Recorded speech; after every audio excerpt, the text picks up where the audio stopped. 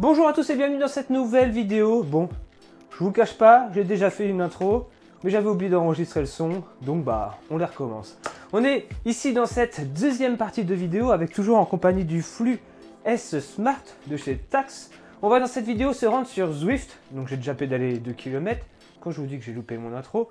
Mais bref, on va recommencer les faits et on va donc découvrir un peu sa stabilité, sa fluidité, son niveau sonore et les premières sensations de simulation de pente. Ça, je n'ai pas encore découvert parce que je ne suis pas encore arrivé dans une partie en montée. Donc ça, on va pouvoir le découvrir en direct. On va voir si pour le prix, car ici on est vraiment sur un home trainer moyenne gamme, eh bien ce Flux S peut être intéressant pour réaliser des entraînements, pour pouvoir rouler durant ce confinement et voir un peu comment il réagit aux différentes sollicitations que l'on va mettre dans le pédalier. On va leur pédaler à plus ou moins de puissance et on va voir si ça bouge ou si ça ne bouge pas. Allez, c'est parti, place à la deuxième partie de mon test du Flux S par Tacx. Let's go!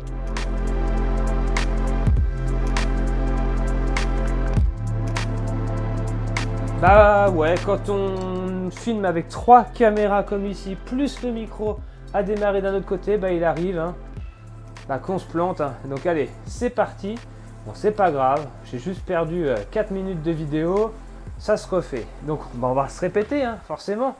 Mais ce qui m'a le plus sauté aux yeux sur ce Flux S, lorsque je suis monté dessus, c'est déjà sa fluidité et sa stabilité.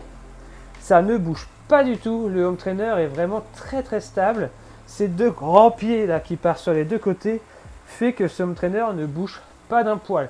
On n'a pas de petits mouvements comme on a essayé sur le Suito, ces petits mouvements gauche-droite qui accompagnaient son corps et donc le vélo. Ici, on n'a pas du tout ces mouvements, c'est vraiment très calé. Et autre point qui saute aux yeux, enfin du moins plutôt aux oreilles, c'est le niveau sonore. J'ai la sensation de ne rien entendre. J'ai même pas la sensation que le home trainer est allumé tellement il est silencieux.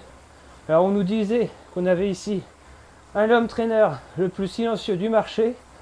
Bah écoutez, je veux bien le croire, parce que hormis le bruit des galets, de la chaîne, bref de la transmission, je n'entends absolument rien. Il n'y a rien qui dépasse en son.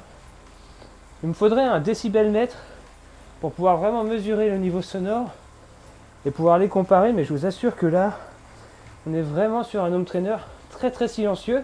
Allez, on va attaquer la simulation de pente.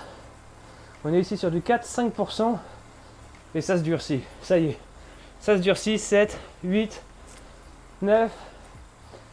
Ah oui, ça se durcit bien. C'est immédiat. Aucun temps de latence. Voilà, là ça se libère.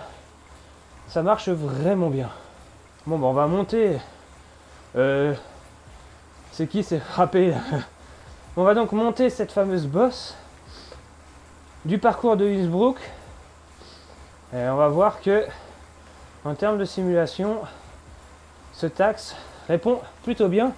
Alors faut pas oublier que ce Tacx il est limité à 10% simulé, donc si on dépasse les 10%, on restera scotché à ces 10%. Donc ça c'est le petit bémol. Allez, c'est parti pour la montée sur le circuit de Innsbruck. Et je commence déjà à avoir chaud parce que j'ai pas mis mon ventilateur.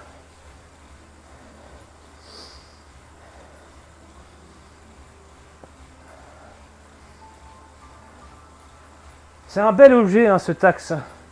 Niveau, je ne l'ai pas dit dans la première vidéo aussi, mais niveau qualité de fabrication et matériaux utilisés, ça m'a l'air vraiment d'être un outil très bien construit, robuste. Le seul bémol finalement, voilà quelque chose que j'ai dit dans la première vidéo et que j'ai oublié de repréciser ici. Le seul reproche que je ferais finalement à ce Tacx pour le prix, c'est qu'il ne se replie pas. Les pieds sont fixes.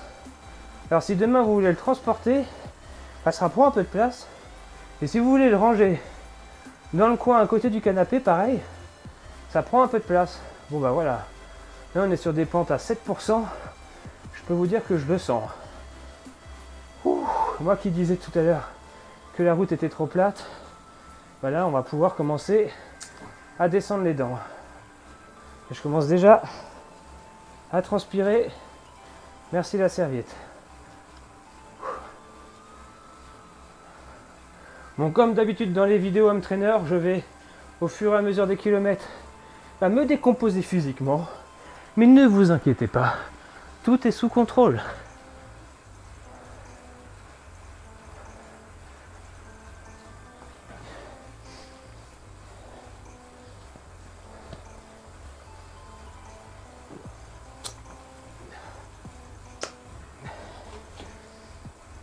Bon bah allez, je suis à 230, 240 watts, ça ne bouge absolument pas.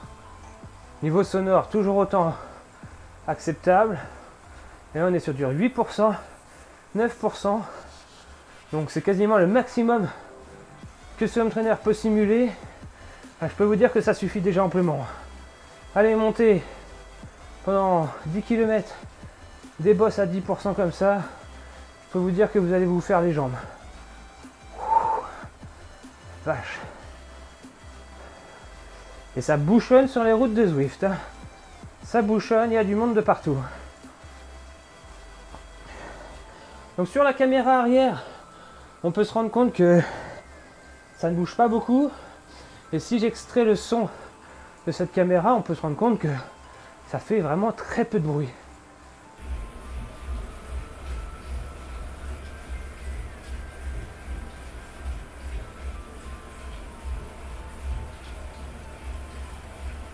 Allez, on va essayer, histoire de me décomposer un peu plus, d'augmenter le nombre de watts pour voir un peu le niveau sonore au-dessus de 400 watts. C'est parti.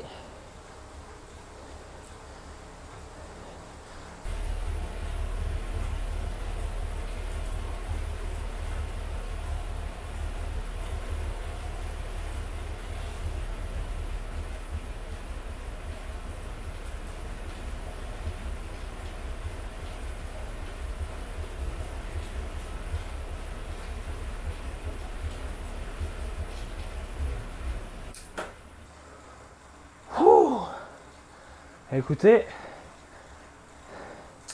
quand on augmente le rythme, on sent cette inertie qui tourne. On l'entend en tout cas. On la sent pas dans les jambes, mais on l'entend. Ça fait un poil plus de bruit.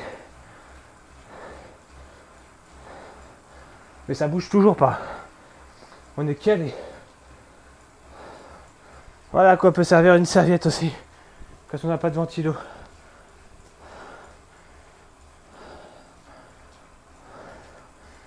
Et je peux vous dire que les cuisseaux fonctionnent à du hard block.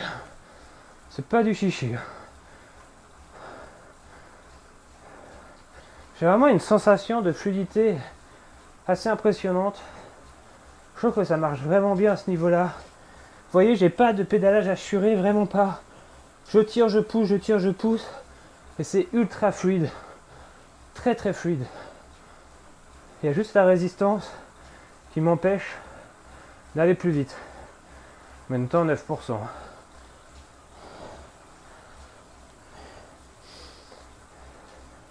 Et quand là, la résistance se libère, là, 6%, bah, ça fait du bien.